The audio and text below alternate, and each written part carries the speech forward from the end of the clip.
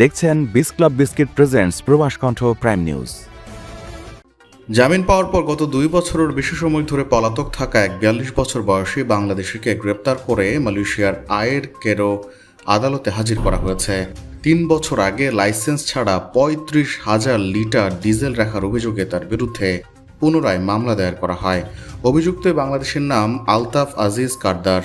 আজ আদালতে দোভাষীর মাধ্যমে তার বিরুদ্ধে আনা অভিযোগ পাঠ করা হলে তিনি বিচারক রাজা নূর আদিলা রাজা মাহিয়ালদিনের সামনে নিজের দোষ স্বীকার করেন। অভিযোগপত্র অনুযায়ী 2023 সালের 6 অক্টোবর দুপুর 3টায় ক্রুবং শিল্প এলাকার জালান পিকে 20-এর একটি গুদামে আরও 2 ব্যক্তির সঙ্গে আলতাফকে 35,653 লিটার ডিজেল মজুত রাখার অবস্থায় পাওয়া যায়, যা দেশটির নিয়ন্ত্রিত পণ্য আইনের আওতাভুক্ত।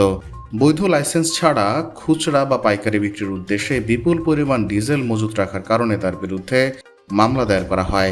দোষী সাব্যস্ত হলে প্রথম অপরাধের জন্য সর্বোচ্চ 10 লাখ রিঙ্গিত জরিমানা এবং সর্বোচ্চ 3 বছরের কারাদণ্ড বা উভয় দণ্ডে দণ্ডিত করা হতে পারে। আর দ্বিতীয়বার একই অপরাধের জন্য সর্বোচ্চ 30 লাখ রিঙ্গিত জরিমানা, অনূর্ধ্ব 5 বছরের কারাদণ্ড বা উভয় দণ্ড হতে পারে।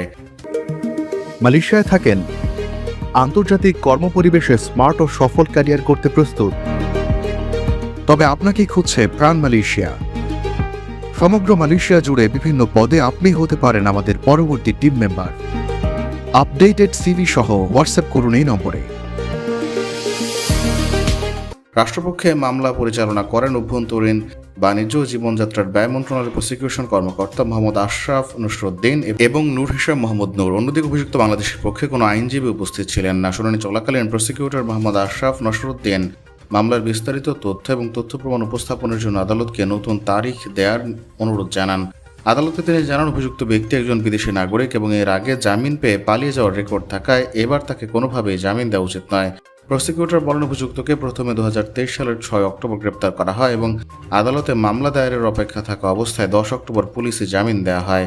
কিন্তু পরবর্তীতে সমন ও নথিপত্র হস্তান্তরের প্রক্রিয়া চলাকালীন তিনি গা ঢাকা দেন। দীর্ঘদিন পলাতক থাকার পর গত 11 জুন তাকে পুনরায় গ্রেপ্তার করতে সক্ষম হয় পুলিশ। প্রবাস কণ্ঠ নিউজ ডেস্ক।